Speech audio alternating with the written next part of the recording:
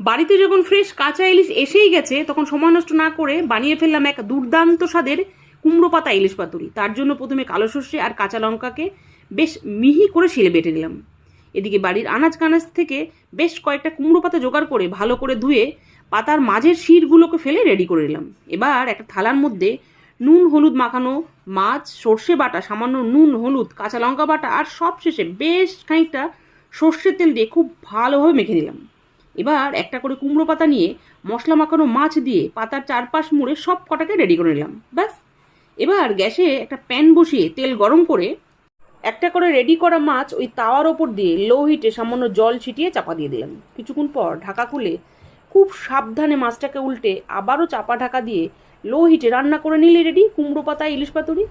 বাস, এবার দুপুরবেলা গরম গরম ভাতের সাথে পাতায় মোড়া ইলিশ নিন। পাতা সরাতে সেন্ট পুরো ঘরময়। বর্ষা পড়তে না পড়তেই যে এরকম একটা দুর্দান্ত স্বাদের পাতুরি, আহা হা! আর মাছটা দারুণ সেদ্ধ হয়েছে, সাথে সাথে একটা সেদ্ধ লঙ্কা মেখে নিলাম। আর সর্ষের কি ঝাঁজ! কি এবার কাঁচা ইলিশ আসলে এই রেসিপিটা আপনার বাড়িতে হচ্ছে তো?